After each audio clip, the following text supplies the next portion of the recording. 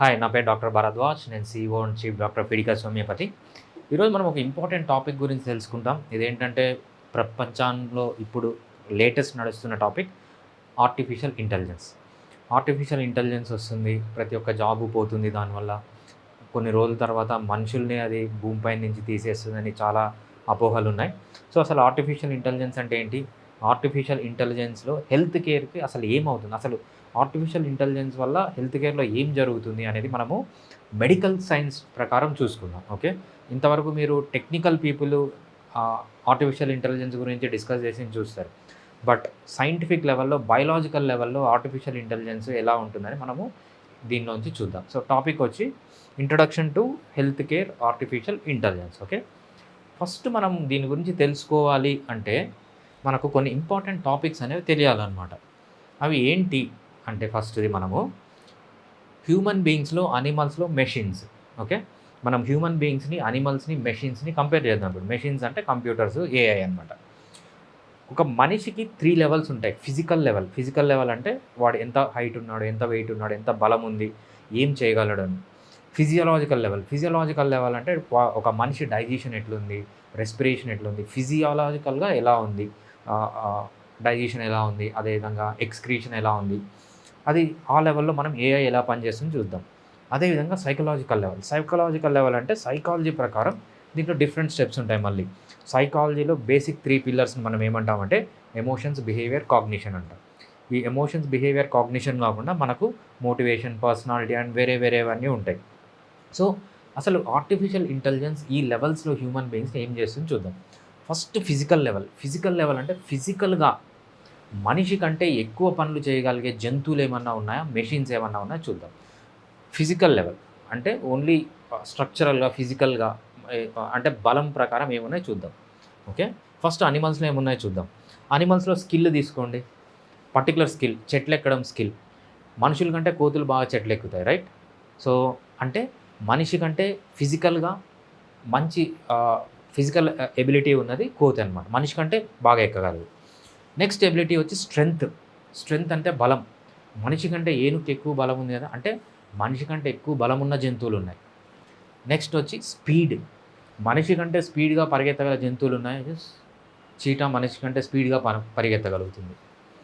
Next వచ్చి power. Power అంటే both speed ఉండాలి, స్ట్రెంగ్త్ ఉండాలి. మనిషి కంటే ఎక్కువ స్పీడు, మనిషి కంటే ఎక్కువ స్ట్రెంగ్త్ ఉన్న అనిమల్ మనము టైగర్‌ని తీసుకోవచ్చనమాట. ఓకే.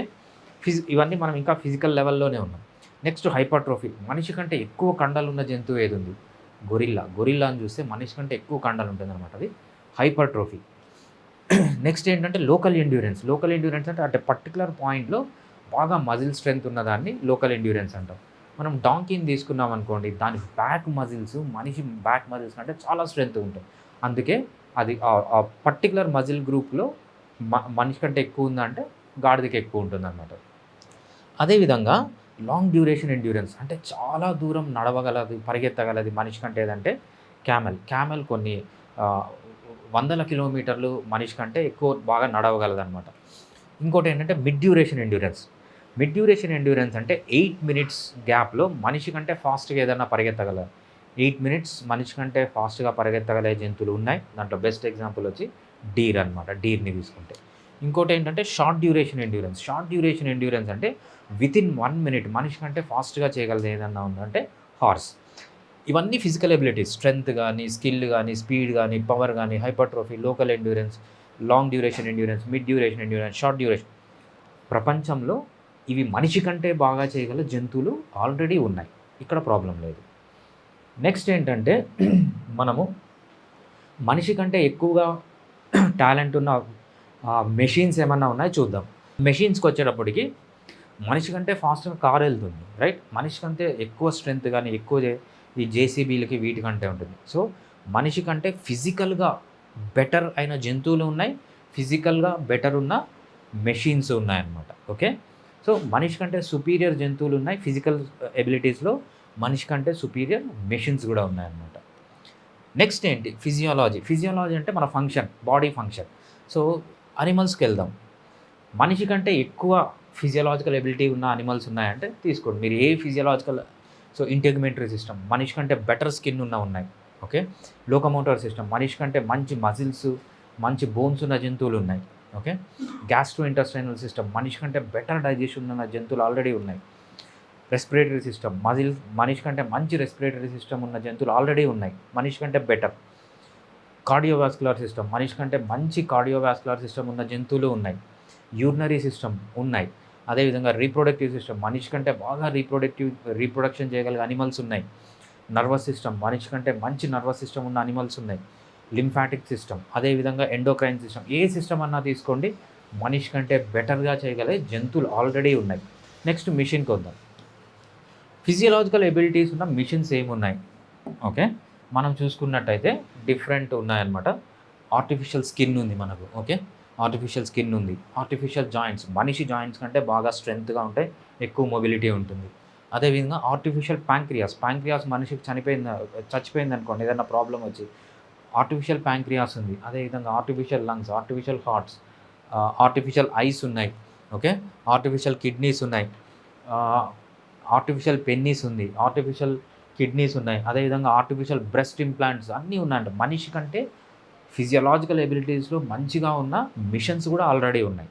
ఓకే, మనిషి కంటే బెటర్ ఫిజికల్ ఎబిలిటీస్ ఉన్న జంతువులు ఉన్నాయి, మిషన్స్ ఉన్నాయి. మనిషి కంటే బెటర్ ఫిజియలాజికల్ ఎబిలిటీస్ ఉన్న జంతువులు ఉన్నాయి, అదేవిధంగా మెషిన్స్ ఉన్నాయి. ఇది మీరు తెలుసుకోవాలి. నెక్స్ట్ సైకాలజీకి వచ్చేటప్పటికి మనిషి కంటే బెటర్ సైకాలజీ ఏమన్నా ఉన్నాయంటే, ఫస్ట్ మనం ఎమోషన్స్లోకి వద్దాం. మనిషి కంటే బెటర్ ఎమోషన్స్ ఉన్నవి ఏమన్నా ఉన్నాయా? ఎమోషన్స్ అంటే ఏం లేదు, right? Anger, fear, disgust, sadness, enjoyment. So ఒక టోన్ ఆఫ్ వాయిస్లో ఉండొచ్చు, లేకపోతే ఫేషియల్ ఎక్స్ప్రెషన్లో ఉండొచ్చు, బాడీ లాంగ్వేజ్లో ఉండొచ్చు. మనిషి కంటే బాగా ఉన్న ఏమన్నా జంతువులు ఉన్నాయంటే నో. ఓకే, మనిషి కంటే బెటర్ ఎమోషన్స్ ఉన్న జంతువులు లేవు. అదేవిధంగా ఎమోషన్స్ ఉన్న మిషన్స్ ఉన్నాయా? లేవు. ఓకే, ఈ ఎమోషనల్ లెవెల్లో మనిషే సుపీరియర్గా ఉన్నాడు జంతువుల కంటే, మెషిన్స్ కంటే. నెక్స్ట్ బిహేవియర్ అంటే ఏంటి? మనము అబ్జర్వ్ చేసేది. ఒక మనిషి బిహేవియర్ అంటే మనం అబ్జర్వ్ చేసి ఆ మనిషి ఎమోషనల్ స్టేట్ ఎలా ఉంది అనేది అనలైజ్ చేయడం.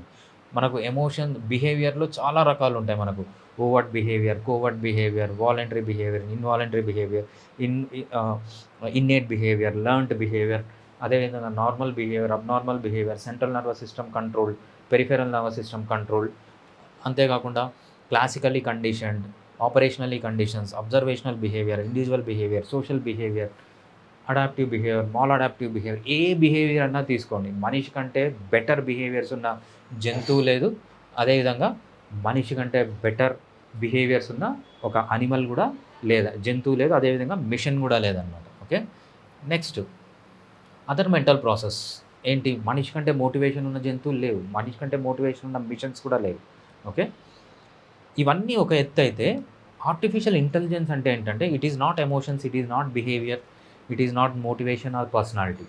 ఆర్టిఫిషియల్ ఇంటెలిజెన్స్ అంటే ఏంటంటే కాగ్నిషన్ అంటామంట. సైంటిఫిక్గా దాన్ని కాగ్నిషన్ అంటాం, దాన్ని ఇంటెలిజెన్స్ అంటామన్నమాట. సో మనిషి కన్నా బెటర్ కాగ్నిషన్ ఉన్న జంతువులు ఏమన్నా ఉన్నాయా అని ఇప్పుడు చూద్దాం. మనిషి కంటే మంచి ఫిజియాలజీ ఉన్న జంతువులు ఉన్నాయి, మంచి ఫిజిక్ ఉన్న జంతువులు ఉన్నాయి, ఫిజికల్ ఎబిలిటీస్ ఉన్న జంతువులు ఉన్నాయి. ఎమోషన్స్ లేవు, బిహేవియర్స్ లేవు, మోటివేషన్ లేవు. ఇవన్నీ ఇంపార్టెంట్ కాదు, ఎందుకంటే ఆర్టిఫిషియల్ ఇంటెలిజెన్స్కి, ఎమోషన్స్కి, బిహేవియర్స్కి, మోటివేషన్కి సంబంధం లేదు. ఆర్టిఫిషియల్ ఇంటెలిజెన్స్ అంటే ఎక్కడొస్తుందంటే, when something challenges man's cognition. మనిషి కంటే బెటర్ కాగ్నిషన్ అంటే బెటర్ ఇంటెలిజెన్స్ ఉన్న జంతువులు ఏమన్నా ఉన్నాయంటే లేవు. ఇంతవరకు మిషన్స్ ఉన్నాయంటే లేవు. సో ఈ కాగ్నిషన్ గురించి మనం చూద్దాం. ఈ కాగ్నిటివ్ ఎబిలిటీస్లోకి వచ్చేటప్పుడు కాగ్నిషన్ అంటే ఏంటంటే, ఇది సైకాలజీలోంచి తీసుకున్న డెఫినేషన్. అదేవిధంగా ఇంటెలిజెన్స్ అంటే ఇది టెక్నికల్గా తీసుకున్న ఆర్టిఫిషియల్ ఇంటెలిజెన్స్ అని మన టెక్నికల్ బుక్స్లోంచి తీసుకున్న డెఫినేషన్. మీరు ఈ రెండు డెఫినేషన్స్ చూడొచ్చు ఫ్రమ్ ఫిజియాలజీలో ఏంటంటే కాగ్నిషన్ కానీ ఇంటెలిజెన్స్ అంటే అక్వైర్ ది ఇన్ఫర్మేషన్. మనం సరౌండింగ్స్ నుంచి ఎలా ఇన్ఫర్మేషన్ తీసుకుంటున్నాం, ఆ ఇన్ఫర్మేషన్ని మన బ్రెయిన్లో ఎలా స్టోర్ చేస్తున్నాం, ఆ ఇన్ఫర్మేషన్ ఎలా ప్రాసెస్ చేస్తున్నాం, ఆ ఇన్ఫర్మేషన్ ఎలా అప్లై చేస్తున్నాం ఒక ప్రాబ్లమ్ని సాల్వ్ చేయడానికి అనేది ఇది డెఫినేషన్ ఫ్రమ్ సైకాలజీ. ఏంటి సైకాలజీ? ఇది ఇంటెలిజెన్స్కి డెఫినేషన్. అదే టెక్నికల్ బుక్స్లోంచి ఆర్టిఫిషియల్ ఇంటెలిజెన్స్కి తీసుకున్న డెఫినేషన్ చూడండి. Perceives its environment, okay, retrieves existing data, దాన్ని డేటా తీసుకుంటుంది, analyses the information, okay, stores new data, makes informed decisions, take actions, achieve a specific goal. మనం ఈ 2 కంపేర్ చేస్తే ఒక మెడికల్ డెఫినిషన్, ఒక technical definition almost equal. So, మనిషి cognitive ability or intelligence అన్నా, లేకపోతే ఆర్టిఫిషియల్ ఇంటెలిజెన్స్ అన్న డెఫినిషన్ ఒకటే. సో, ఇది మెడికల్ టెక్స్ట్ బుక్స్‌లోంచి తీసుకునింది, ఇది టెక్నికల్ టెక్స్ట్ బుక్స్‌లోంచి తీసుకున్నాను. 2 ఒకటే. ఓకే. నెక్స్ట్, అసలు మన బ్రెయిన్, నర్వస్ సిస్టమ్ ఏం చేస్తుంది? మన బ్రెయిన్ ఏం చేస్తుందంటే, ఫస్ట్ మన నర్వస్ సిస్టమ్ మొత్తం, బ్రెయిన్ ఒక్కటే కాదు, నర్వస్ సిస్టమ్ మొత్తం ఏం చేస్తుందంటే, మన ఎన్వైర్న్మెంట్‌లోంచి ఇన్ఫర్మేషన్ తీసుకుంటుంది, మన బాడీలోంచి ఇన్ఫర్మేషన్ తీసుకుంటుంది.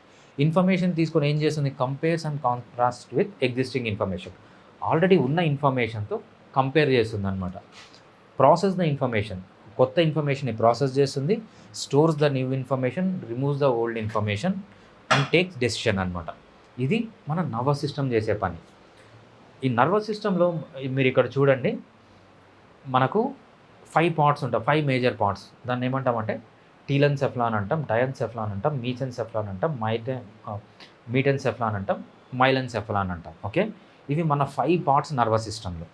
ఈ 5 పార్ట్స్లో మనం తీసుకున్నప్పుడు అన్ని పార్ట్స్ ఒకటేలాగా ఉంటాయి. మనిషికి ఎలా ఉంటాయో అలానే ఉంటాయి. సో, ఇది బ్రెయిన్ స్టెమ్ అంటాం అన్నమాట. సో, ఈ పార్ట్ని మాత్రం ఓన్లీ నేను ఈ టీలెన్సెఫలాన్ మాత్రమే తీసేసి ఓన్లీ మిగిలిన పార్ట్స్ అన్నీ పెట్టానన్నమాట. మిగిలిన పార్ట్స్ అన్నీ థలామస్ కానీ, మిడ్ బ్రెయిన్ కానీ, సో ఏవన్నా ఇవన్నీ వేరే జంతువులకి ఎలా ఉంటాయో మనిషికి కూడా అలానే ఉంటాయి. మనిషికి, జంతువుకి వచ్చే మెయిన్ డిఫరెన్స్ ఎక్కడొస్తుందంటే physical abilities, physiological abilities, psychological abilities except cognition. మనిషి కంటే బెటర్ ఫిజికల్ ఎబిలిటీస్ ఉన్నాయి, మనిషి కంటే బెటర్ ఫిజియోలాజికల్ ఎబిలిటీస్ ఉన్నాయి, మనిషి కంటే సైకలాజికల్ ఎబిలిటీస్ బెటర్ ఉన్న జంతువు ఇంతవరకు లేదనమాట. ఎస్పెషల్లీ కాగ్నిషన్ అండ్ ఇంటెలిజెన్స్లో. అసలు మనిషికి కాగ్నిషన్ అండ్ ఇంటెలిజెన్స్ ఎందువల్ల వస్తుంది అని మనం చూద్దాం. మన బ్రెయిన్లో ఈ పార్ట్ ఉంటుందన్నమాట. దీన్ని ఏమంటామంటే సెరిబ్రల్ కార్టెక్స్ అంటాం. ఈ సెరిబ్రల్ కార్టెక్సే మనము ఇంటెలిజెన్స్ వస్తుంది. సో, బ్రెయిన్లో ఏదైతే ఈ ముడతలు ఉంది చూసారా, దీన్నే సెరిబ్రల్ కార్టెక్స్. మనిషికి ఇంటెలిజెన్స్ ఎక్కడి నుంచి వస్తుందంటే ఈ సెరిబ్రల్ కార్టెక్స్ ఉండడం వల్లే వస్తుంది. సో, ఈ సెరిబ్రల్ కార్టెక్స్ అనేది వేరే జంతువులకు కూడా ఉంటుంది, కానీ మనిషికి వేరే జంతువులకి డిఫరెన్స్ ఏందని మనం చూద్దాం. ఓకే. ఇది చూడండి, ఇది సెరిబ్రల్ కార్టెక్స్ సైజు. ఇంత పెద్దది బ్రెయిన్ అనుకుంటే ఒక ర్యాట్లో సెరిబ్రల్ కార్టెక్స్ అనేది ఇంత ఉంది, ఇంత పెద్ద బ్రెయిన్లో. ఒక చింపాంజీలో ఇంత పెద్దగా ఉంది, ఇంత పెద్ద బ్రెయిన్లో. కానీ మనిషిది తీసుకోండి, ఆ సెరిబ్రల్ కార్టెక్స్ అనేది హోల్ బ్రెయిన్నే కవర్ చేసింది. ఎప్పుడైతే ఈ హోల్ బ్రెయిన్నే కవర్ చేసిందో అది సైజులో పెద్దగా ఉంటుంది, సర్ఫేస్ ఏరియాలో పెద్దగా ఉంటుంది. కాబట్టి మనిషికి ఆ ఇంటెలిజెన్స్ అనేది వేరే అనిమల్స్తో పోలిస్తే ఎక్కువ ఇంటెలిజెన్స్ మనిషికి ఎందుకుంది అంటే ఈ సెరిబ్రల్ కార్టెక్స్ మనిషిలో పెద్దగా ఉంది కాబట్టి ఆ ఇంటెలిజెన్స్ అనేది మనిషికి ఉందన్నమాట. So, rat, monkey, human. So, హ్యూమన్లో ఏంటంటే బిగ్గెస్ట్ సెరిబ్రల్ కార్టెక్స్ ఉంటుంది, మోస్ట్ కాంప్లెక్స్ సెరిబ్రల్ కార్టెక్స్ ఉంది. అదేవిధంగా హై ఇంటెలిజెన్స్ మనిషికి ఎందుకుంది అంటే ఈ సెరిబ్రల్ కార్టెక్స్. మనిషి కంటే ఫిజియోలాజికల్గా బెటర్ ఉన్న జంతువులు ఉన్నాయి, ఫిజికల్గా బెటర్ ఉన్న జంతువులు ఉన్నాయి, కానీ సైకలాజికల్గా ఎస్పెషలీ ఇంటెలిజెన్స్ మనిషి కంటే ఎక్కువ ఇంటెలిజెన్స్ ఉన్న జంతువు ఇంతవరకు లేదు, మిషన్ ఇంతవరకు లేదు. నెక్స్ట్ ఏం జరుగుతుంది? సో, ఈ ఏఐలో పాస్ట్ అన్నిటికంటే ఇంటెలిజెన్స్లో ఫస్ట్ అనిమల్ వస్తుంది, తర్వాత మిషన్ వస్తుంది, తర్వాత హ్యూమన్ బీయింగ్ టాప్లో ఉన్నాడు ఇంతవరకు. నెక్స్ట్ ఆర్టిఫిషియల్ ఇంటెలిజెన్స్ వస్తే ఏం జరుగుతుంది అంటే అనిమల్స్ అక్కడే ఉంటాయి, మిషన్స్ మనిషి కంటే ఎక్కువకి వెళ్తాయి, హ్యూమన్ బీయింగ్ కిందికి వస్తారు. అంటే first time in human history ఒక మనిషి కంటే ఎక్కువ ఇంటెలిజెన్స్ ఉన్న మిషన్ అనేది వచ్చింది, ఒక వస్తువు అనేది వచ్చింది. ఇంతవరకు ప్రపంచం పుట్టినప్పటి నుంచి ఇది లేదు, ఫస్ట్ టైం ఇలా జరిగింది అనమాట. ఫస్ట్ టైం ఇలా జరిగింది అంటే ఏంటంటే, సో మనకు చాలా ఇన్వెన్షన్స్ వచ్చాయి, స్టోన్ ఏజ్ టూల్స్ ఉన్నాయి, ఫైర్ చేయడం కనుక్కున్నారు, అగ్రికల్చర్ అనిమల్ హస్బెండరీ చేయడం కనుక్కున్నారు, వీల్ కనుక్కున్నారు, అదేవిధంగా మెటల్ని కనుక్కున్నారు, ఎలక్ట్రిసిటీని కనుక్కున్నారు, ఇంజన్ని కనుక్కున్నారు, మోడర్న్ మెషినరీని కనుక్కున్నారు, కంప్యూటర్ అండ్ ఇంటర్నెట్ని కనుక్కున్నారు. ఇవన్నీ వచ్చినా కూడా దీంట్లో ఏ వస్తువు మనిషి కంటే ఇంటెలిజెంట్ కాదు, రైట్? స్టోన్ అనేది మనిషి కంటే ఇంటెలిజెంట్ కాదు, ఫైర్ ఇంటెలిజెంట్ కాదు, ఏది ఇంటెలిజెంట్ కాదనమాట. ఇంతవరకు మనిషి చేసిన డిస్కవరీస్లో ఫస్ట్ టైం మనిషి చేసిన డిస్కవరీస్లో ఏంటంటే మనిషి బ్రెయిన్ చాలా చిన్నగా అయిపోయింది. ఇక్కడ చూడండి ఎంత చిన్నగా ఉంది. ఈ ఆర్టిఫిషియల్ ఇంటెలిజెన్స్ అనేది పెద్ద అయింది. ఇది ప్రపంచంలో మన భూమి పుట్టినప్పటి నుంచి ఫస్ట్ టైం జరిగిందనమాట.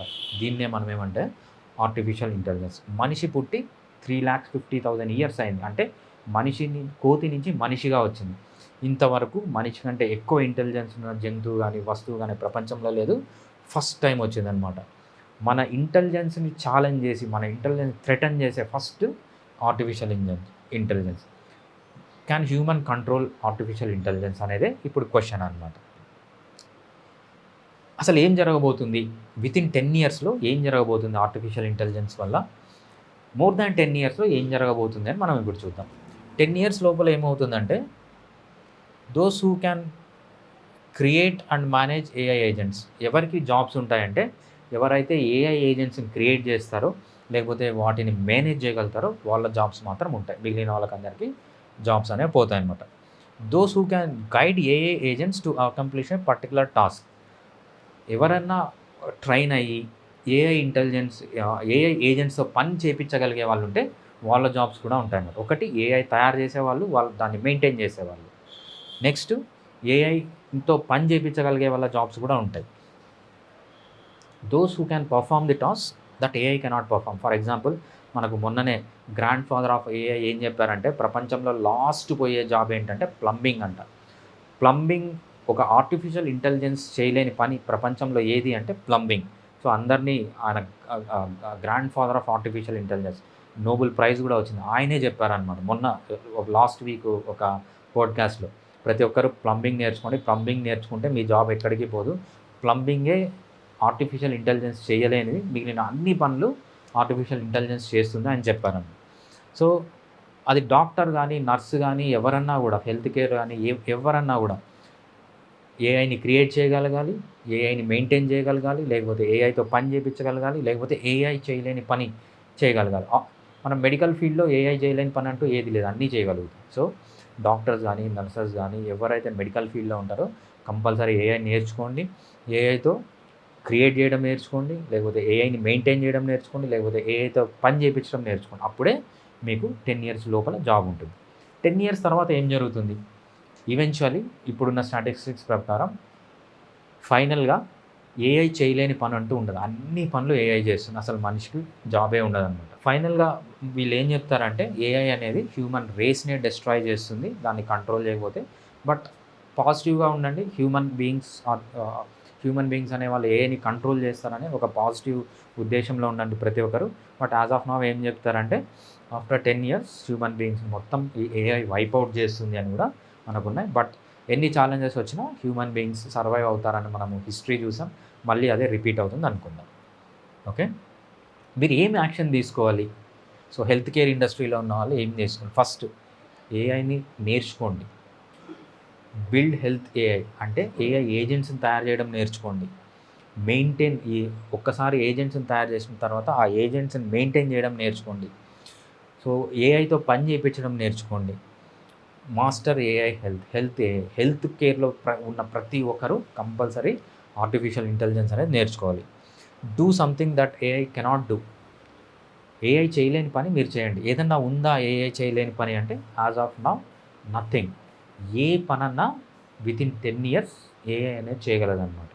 సో ఇది మనకు హెల్త్ కేర్. మీరు ఇప్పుడు చేయాల్సిన పని ఏంటంటే, learn to build health care AI, learn to maintain health care AI, make health care AI work, master health care AI. ఇది ఈ వీడియో నుంచి మనం చెప్పాలనుకున్నాం. ఓకే, ఒక చిన్న అనెక్డోట్ ఇది. ఫర్ ఎగ్జాంపుల్, నేను ఏఐ ఏజెంట్ని ఒక సైంటిఫిక్ డయాగ్రామ్ క్రియేట్ చేయమన్నా. ఇది ఎంబ్రియానిక్ బ్రెయిన్. ఈ ఎంబ్రియానిక్ బ్రెయిన్లో టీలెన్సెఫ్లాన్, డయాన్సెఫ్లాన్, మీసెన్సెఫ్లాన్, మీటెన్సెఫ్లాన్, మైలెన్సెఫ్లాన్ అని క్రియేట్ చేయమని చెప్పి ఎంబ్రియానిక్ బ్రెయిన్లో క్లియర్గా క్రియేట్ చేసింది. ఎందుకంటే ఎంబ్రియానిక్ బ్రెయిన్ అది 1 డైమెన్షన్లో ఉంటుంది కాబట్టి అది ఈజీగా క్రియేట్ చేసింది. ఓకే, ఏం ప్రాబ్లం లేకుండా. ఇదే టీలెన్సెఫ్లాన్, డయాన్సెఫ్లాన్, మీసెన్సెఫ్లాన్, మీటెన్సెఫ్లాన్, మైలెన్సెఫ్లాన్ అడల్ట్ బ్రెయిన్లో క్రియేట్ చేయమన్నా. చూడండి, ఇది అడల్ట్ బ్రెయిన్. ఓకే, అడల్ట్ బ్రెయిన్లో క్రియేట్ చేయమంటే మొత్తం తప్పు క్రియేట్ చేసింది. సో ఏఐకి ఇంకా ఎబిలిటీ లేదు. అంటే 3D స్పేస్లో మెడికల్ డయాగ్నోసిస్ని కానీ, మెడికల్ జార్గన్ని కానీ, లేకపోతే 3D లెవెల్లో మెడికల్ డయాగ్రామ్స్ని, మెడిసిన్ అర్థం చేసుకునే కెపాసిటీ ఇంకా ఏఐకి లేదు. ఎందుకంటే మొత్తం తప్పు చేసింది. ఇది టీలెన్సెఫ్లానే కాదు, ఇది డయాన్సెఫ్లానే కాదు, ఇది మైలెన్సెఫ్లానే, ఇది మీటెన్సెఫ్లానే కాదు. ఓకే, మొత్తం తప్పు చేసిందనమాట. సో హెల్త్ కేర్కి ఏఐ కొద్దిగా స్లోగా వస్తుంది అనే దానికి ఇదే అనమాట నిదర్శనం. బట్ డెఫినెట్గా కొన్ని రోజుల్లో ఏదైతే ఈ తప్పు చేసిందో ఇది కూడా కంప్లీట్గా కవర్ చేసుకొని, సో మనిషి కంటే మంచి డయాగ్రామ్ క్రియేట్ చేయగలదు నియర్ ఫ్యూచర్లో ఏఐ. సో ఏఐ అనేది అంత ఇంపార్టెంట్, ప్రతి ఒక్కరు హెల్త్ కేర్లో నేర్చుకోవాల్సింది.